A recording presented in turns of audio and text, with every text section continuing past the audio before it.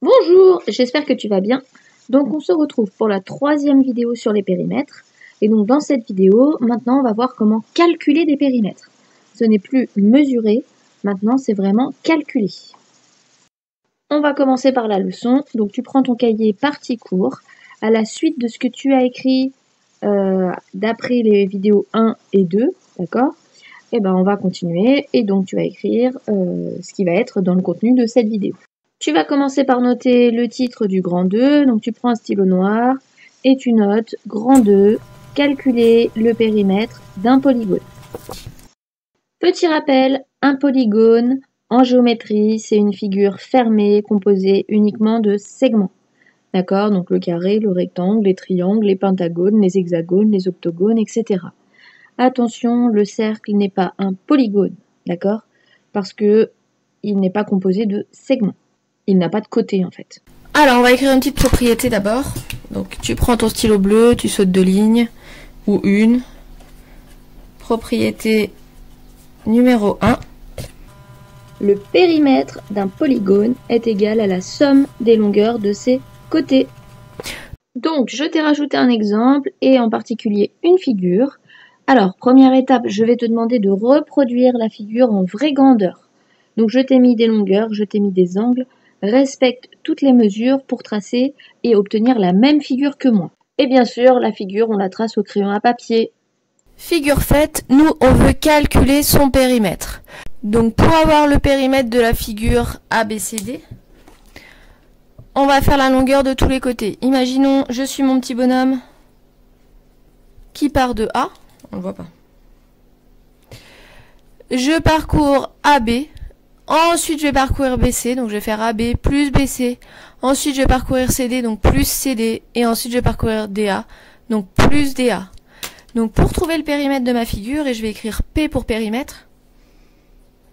Pour trouver le périmètre, je vais faire longueur AB plus longueur BC plus longueur CD plus longueur DA. Ensuite, je vais remplacer chaque longueur par la mesure. Donc j'écris P pour périmètre égale AB il vaut 4, donc je vais mettre 4, plus BC il vaut 3,2, donc plus 3,2, CD il vaut 1,8, donc plus 1,8, plus DA ou AD il vaut 6,7, donc plus 6,7. Et il me reste à trouver le résultat de l'addition. Donc si j'ai besoin, je le pose à côté et c'est ce que je vais faire. Ce ne sont que des additions, donc je peux poser et changer l'ordre. Donc je vais écrire 6,7 plus 3,2 plus 1,8 plus 4. D'accord. Hop. Je mets les nombres décimaux du plus grand au plus petit et je mets le nombre entier derrière. Attention, je l'ai mal écrit. Le 4, il est pas comme ça. Hein. Le 4, chiffre des unités, il est sous les unités. D'accord? Et si j'ai besoin, je mets 4,0. Attention. Donc, c'est parti. 7 plus 2, 9. 9 plus 8, 17. Donc, j'écris 7, je retiens 1. 6 plus ma retenue, 6 plus 1, 7. 7 et 3, 10. Et 1, 11. Et 4, 15. Donc, j'écris 5. Il y avait la virgule. 1 de retenue. Donc 15,7. Donc le résultat de l'addition, 15,7. Ça veut dire que le périmètre du quadrilatère ABCD mesure 15,7. Et j'oublie pas l'unité, on avait des centimètres, donc le périmètre c'est 15,7 centimètres. Je fais une phrase réponse.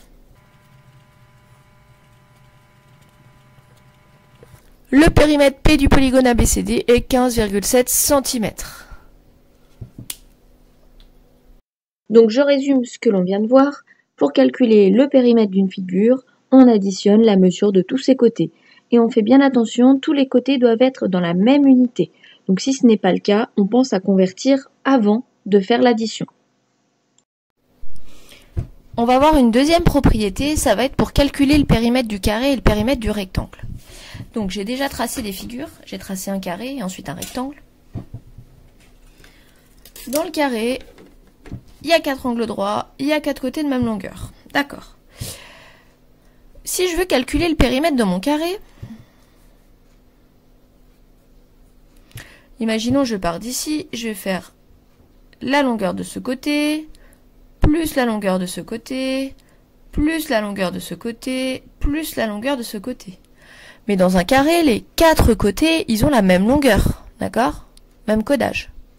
Ça veut dire que finalement, je vais faire un côté, plus un deuxième côté qui a la même longueur, plus un troisième qui a la même longueur, plus un quatrième qui a la même longueur. Donc finalement, je vais faire côté, plus côté, plus côté, plus côté. Ou alors, je peux écrire ça différemment. Et au lieu d'écrire côté, plus côté, plus côté, plus côté, je peux écrire 4 fois côté. Donc le périmètre d'un carré sera donné par la formule P pour périmètre, 4 fois C, où C représente le côté de mon carré, la longueur du côté. Je veux trouver, pareil, une formule pour calculer le périmètre du rectangle. Je suis mon petit bonhomme, je pars d'ici, je veux faire le tour. Si je fais le tour, je parcours d'abord un grand côté qui s'appelle une longueur dans un rectangle. Grand côté, longueur. Ensuite, je vais parcourir un petit côté qui s'appelle une largeur. Je mets grand L pour longueur, petit L pour largeur. Une fois que je suis là, je vais reparcourir une grande longueur, grand L. Puis je vais reparcourir une petite largeur. Donc pour avoir le périmètre, au final, j'aurais fait grande longueur plus petite largeur plus grande longueur plus petite largeur. Ou alors j'aurais fait 2 grandes longueurs, 2 fois longueur, plus 2 fois largeur. Ok? Ou alors je peux encore voir les choses différemment et je peux me dire que je parcours d'abord une longueur puis une largeur. J'ai fait la moitié. Et ça, je le fais 2 fois. Donc je refais une longueur plus une largeur. Donc je peux aussi dire que c'est 2 fois, entre parenthèses, la longueur plus la largeur. Je suis obligée de mettre des parenthèses pour dire que d'abord je fais l'addition et ensuite je multiplie. S'il n'y a pas de parenthèses, il n'y a plus de priorité à l'addition. Au niveau de la formule, je vais écrire périmètre du rectangle égale 2 fois longueur plus 2 fois largeur. Ou périmètre égale 2 fois la longueur plus la largeur. Avec le grand L, c'est la longueur. Le petit L, c'est la largeur. Je l'avais pas mis pour le carré. Et le petit C, c'est pour le côté du carré. Voilà. Donc 3 formules à retenir. Je vais te demander d'écrire le cours et dans la prochaine vidéo, on verra des exercices pour voir comment appliquer ces formules. Je te fais donc afficher le cours que tu dois recopier partie cours dans le cahier, toujours en écrivant proprement et en respectant les couleurs. L'affichage se fait en 2 fois, je ne pouvais pas tout mettre sur le même écran. Donc partie 1, la voilà. Mets en pause, prends le temps d'écrire, prends le temps de faire correctement et avec les bonnes dimensions la figure. Et une fois que c'est fait, voici la partie 2. Prends le temps d'écrire, de faire les figures, de tout noter. Mets en pause si besoin. Je m'arrête là pour cette 3e vidéo sur les périmètres et on se retrouve dans la 4e vidéo pour faire des exemples d'application de ces formules de périmètre, de carré et de rectangle.